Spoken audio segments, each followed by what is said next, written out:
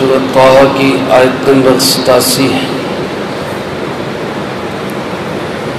الحمدللہ وکفیٰ وسلام علی عبادہ الذین اصطفیٰ خصوصاً علی سید الرسل وخاتم الانبیاء وعلى آلہ واصحابہ الاتقیاء اما بعد فاعوذ باللہ من الشیطان الرجیم بسم اللہ الرحمن الرحیم قالوا ما أخلفنا موعدك بملكنا ولكننا حملنا أوزارا من زينة القوم فقذفناها فكذلك ألقى السامري فأخرج لهم عجلا جسدا له خوار فقالوا هذا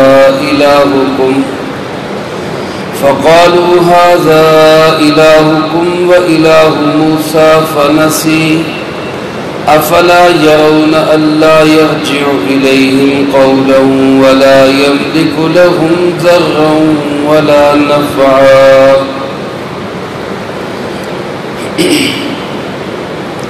قالوا ما أخلفنا موعدك بملكنا،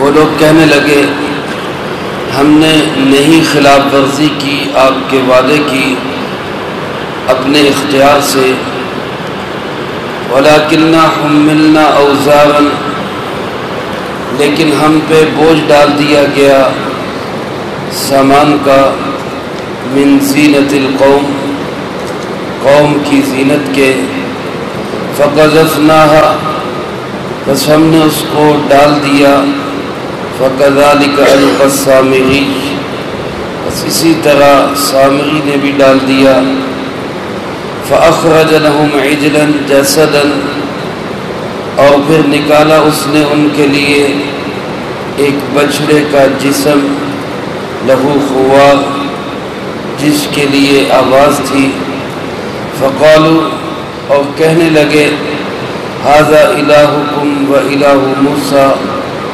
یہی تمہارا معبود ہے اور موسیٰ علیہ السلام کا بھی معبود ہے، فنسی، پر وہ بھول گیا، افلا یرون، کیا یہ لوگ یہ بھی نہیں دیکھتے، اللہ یرجع الیہم قولا، کہ یہ ان کی کسی بات کا جواب نہیں دے سکتا، ولا یملک لہم ضرا ولا نفعا، اور نہ ہی یہ مالک ہے کسی نقصان سے بچانے کا اور نہ کوئی نفع پہنچانے کا۔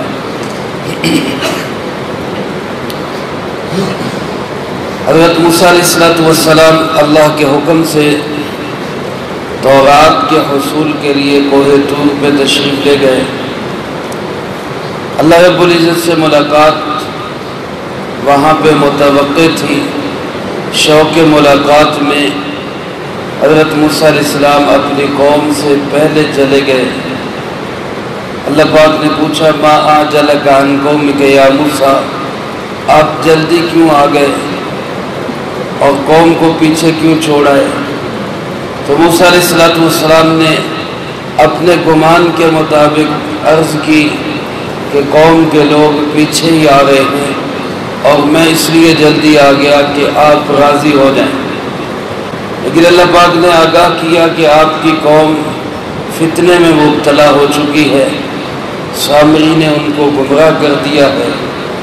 بہرحال حضرت موسیٰ علیہ السلام اپنا وقت پورا کر کے 30 دن اور پھر 40 دن کا اعتکاف مکمل کر کے واپس تشریف لائے، سخت غصے میں اور انتہائی افسردہ حالت میں قوم کے لوگوں سے آ کر مخاطب ہوتے ہوئے فرمایا، وجہ کیا بن گئی؟ کیا مدت دراز ہو گئی؟ وقت طویل ہو گیا؟ تمہیں بہت لمبا کو انتظار کرنا پڑ گیا، اس لیے تم پھر گئے، جبکہ تم نے وعدہ کیا تھا کہ جب تک آپ واپس نہیں آئیں گے ہم اسی طرح ہارون علیہ السلام کی اطاعت میں وقت گزاریں گے، اب تم نے کیوں اس کی عبادت شروع کی؟ چنانچہ وہ لوگ کہنے لگے ما اخلفنا موعدک بملکنا، اے موسیٰ علیہ السلام، ہم نے آپ کے وعدے کی خلاف ورزی اپنے اختیار سے نہیں کی۔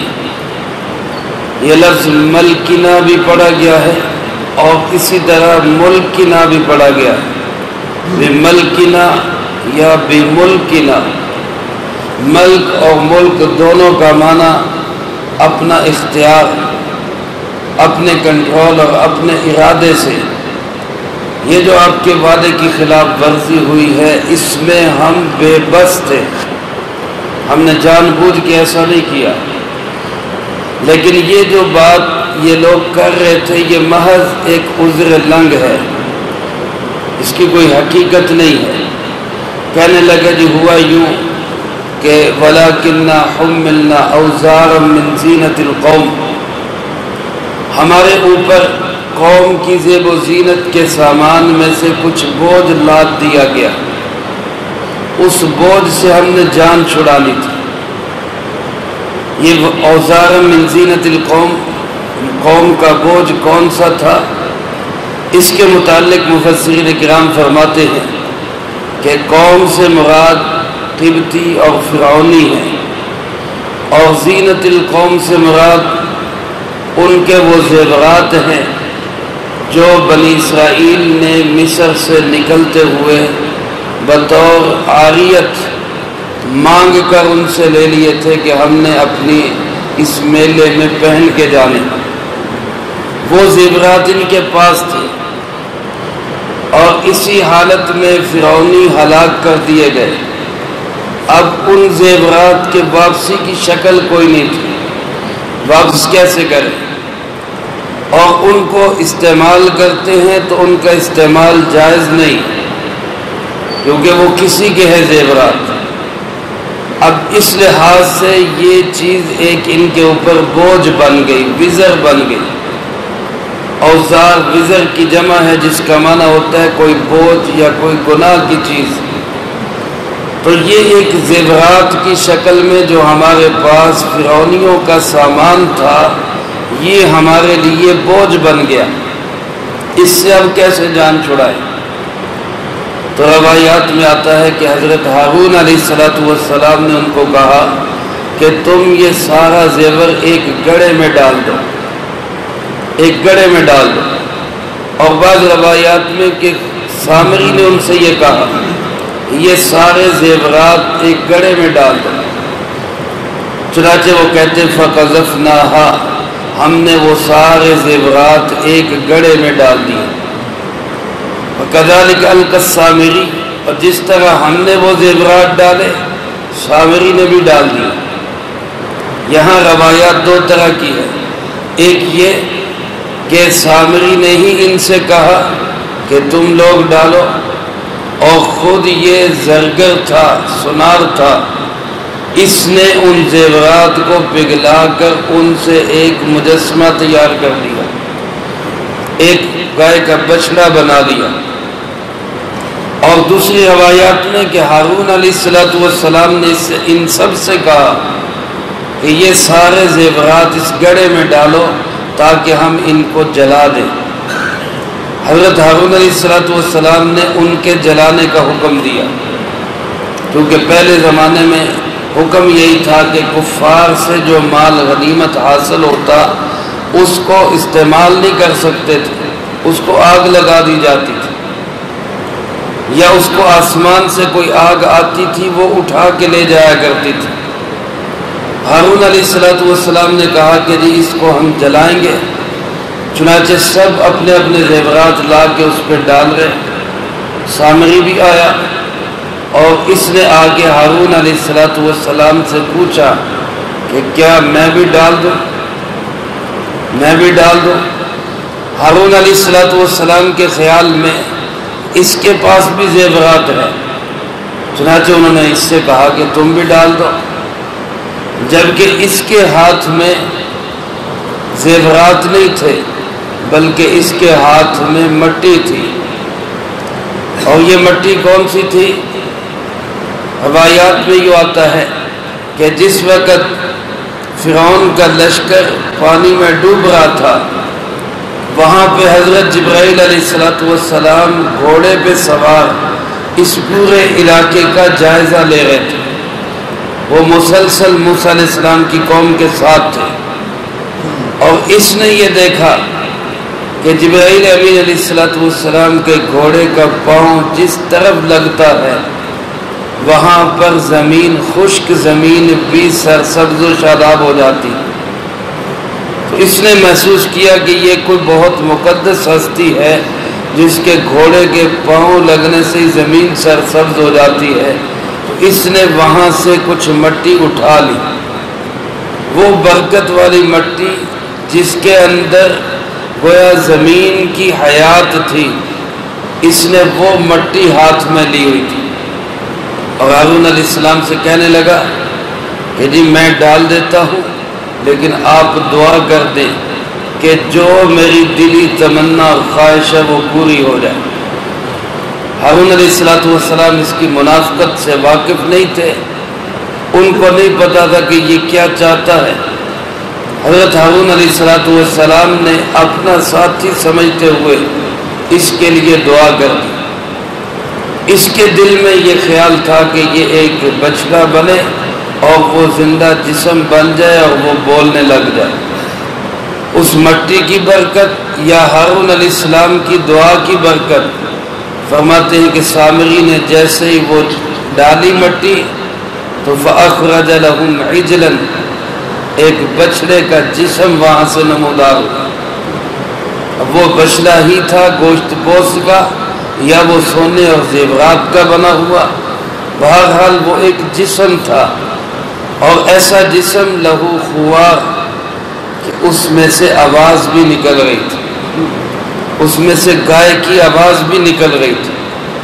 اب جیسے ہی وہ بولتا تو یہ کمزور عقائد والی قوم سمجھتی کہ یہی ہمارا خدا، یہ بول رہا ہے، یہ ہمارا خدا ہے، اور کیا کہنے لگے ھذا الہکم و الہ موسیٰ فنسی، اور اصل تمہارا معبود تو یہ ہے، اور موسیٰ علیہ السلام کا بھی معبود یہ ہے، لیکن موسیٰ علیہ السلام بھول گئے، وہ پتہ نہیں کس خدا کی تلاش میں اور کس سے ملاقات کرنے کے لیے کہاں چلے گئے، اصل میں یہ معبود ہے۔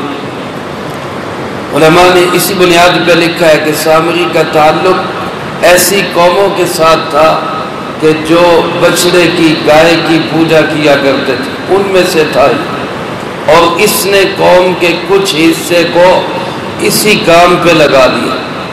سارے نہیں گمراہ ہوئے، لیکن کچھ حصہ قوم کا وہ اس کے پیچھے لگ گیا، اور انہوں نے اسی بچڑے کو معبود سمجھ کر اسی کی عبادت شروع کر دی، اور کہنے لگے کہ جی موسیٰ علیہ السلام بھی بھول گئے اور ان سے بھی بھول ہو گئی، اصل میں تو معبود یہ ہے۔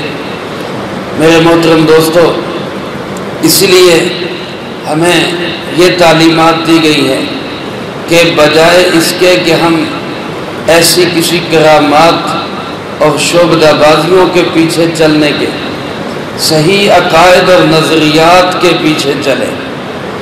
خواجہ نظام الدین اولیاء رحمۃ اللہ علیہ کے متعلق آتا ہے، ایک شخص ان کی خدمت میں حاضر ہوا اور عرصہ دراز تک ان کے پاس رہا، اور پھر اجازت چاہی کہ جی مجھے اجازت دیں، میں جانا چاہتا ہوں، اور جاتے ہوئے کہنے لگا کہ مجھے آپ کے اندر کوئی چیز نظر نہیں آئی، یعنی نہ میں نے آپ کو ہواؤں میں اڑتے دیکھا، نہ میں نے آپ کے پانیوں پہ تیرتے دیکھا، نہ میں نے آپ کے اندر کوئی اور کرامت دیکھی کہ ہم سمجھتے ہیں کہ بزرگ وہ ہے یا صحیح وہ جس کو مانتے ہیں جو پھونک مارے اور مسئلے حل ہو جائے، یہ ہے جس کو ماننا چاہیے۔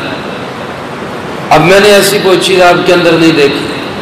حضرت نے فرمایا 3 دن اور رہو اور میرے ہر عمل پہ نظر رکھو، ہر عمل پہ نظر رکھو۔ اب وہ 3 دن اور ٹھہرا کہ شاید کوئی چیز نظر آ جائے۔ 3 دن کے بعد پھر اجازت مانگی کہ جی کچھ نہیں نظر آیا، کچھ نہیں ملا۔ فرمایا اچھا یہ بتاؤ ان 3 دنوں میں میرا کوئی عمل سنت کے خلاف دیکھا ہے؟ کوئی کام میں نے سنت کے خلاف کیا؟ کہنے لگا جی ایسا تو نہیں، ہر کام سنت کے مطابق ہوا ہے۔ فرمایا پھر اس سے بڑی کرامت اور کیا ہوگی، اس سے بڑی اور کرامت کیا ہوگی کہ میری زندگی کا کوئی عمل سنت کے خلاف نہیں۔ تم کون سی کرامات کو ڈھونڈتے پھر رہے؟ الاستقامت فوق الکرامہ، دین کے اوپر قائم رہنا اور جمع رہنا، استقامت کے ساتھ عمل کرنا، یہ کرامات سے بڑھ کر۔ تو آج میرے بھائیو اپنا معیار ہم صحیح کریں کہ صحیح دین والا وہ ہے جس کی زندگی سنت کے مطابق، اور چاہے اس کے اندر ایک بھی کرامت نہیں، ایک بھی چیز ہمیں نظر نہیں آ رہی، لیکن اگر کسی کے اندر ہمیں نظر آ رہا ہے وہ ہواؤں میں اڑ رہا ہے، وہ پانیوں پہ تیر رہا ہے، وہ پھونک مارتا ہے، مسئلے حل ہو جاتے ہیں، لیکن اس کی زندگی سنت کے مطابق نہیں، تو یاد رکھیں وہ اللہ کا ولی نہیں، وہ شیطان کا ولی، وہ شیطان کا ولی۔ اندازہ کرے کیسی زبردست اس نے چیز ظاہر کر دی کہ زیورات سے زندہ بچڑا بنا دیا، تو کچے عقیدے کے لوگ اس کے پیچھے لگ گئے کہ جناب ٹھیک ہے یہی معبود ہے۔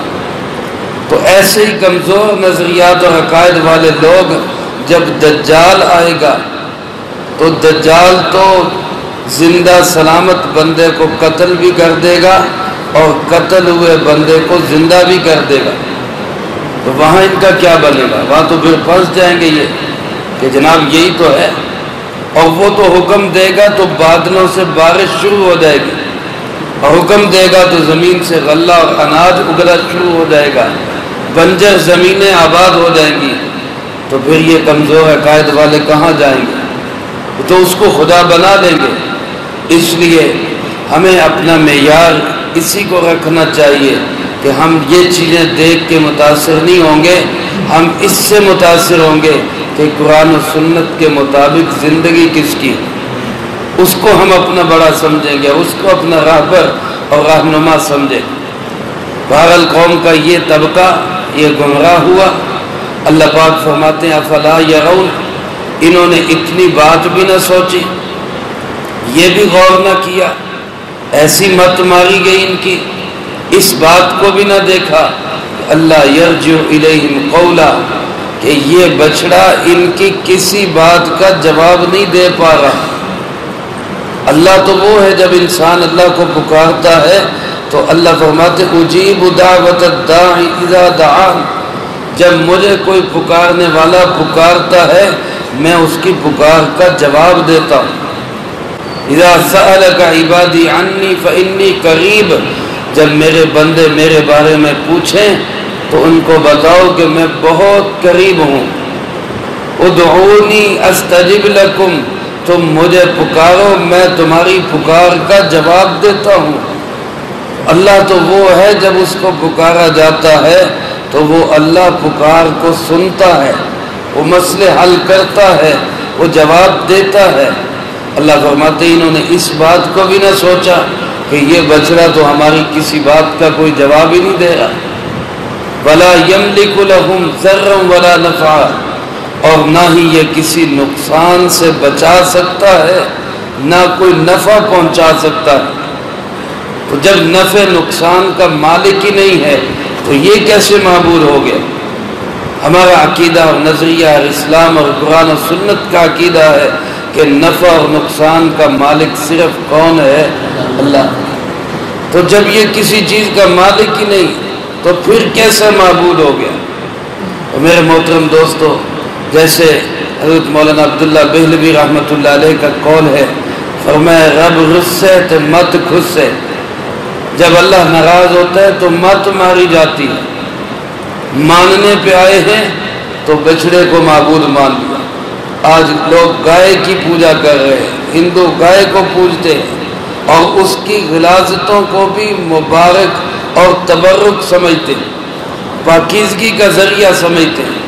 ایسی مت ماری جاتی ہے۔ ان کے عقائد و نظریات میں ہے کسی گھر کے اندر مسلمان چلا جائے تو وہ سمجھتے ہیں یہ گھر پلیت ہو گیا، اب اس گھر کے پاک کرنے کی صورت یہ ہے کہ اس کو گائے کے گوبر کے ساتھ لپائی اس کی جائے، پھر یہ پاک ہو۔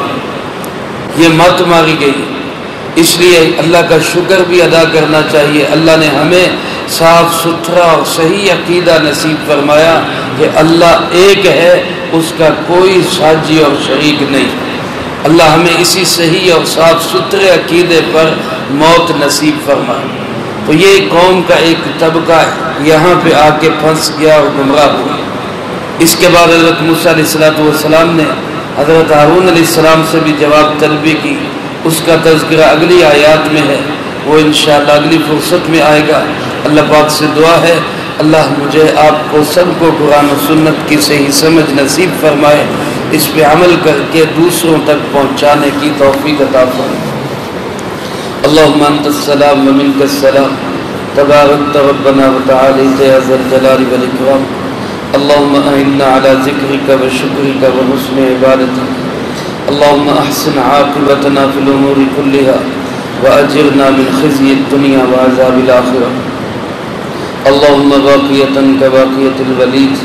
اللہم استر عوراتنا وآمن روعاتنا.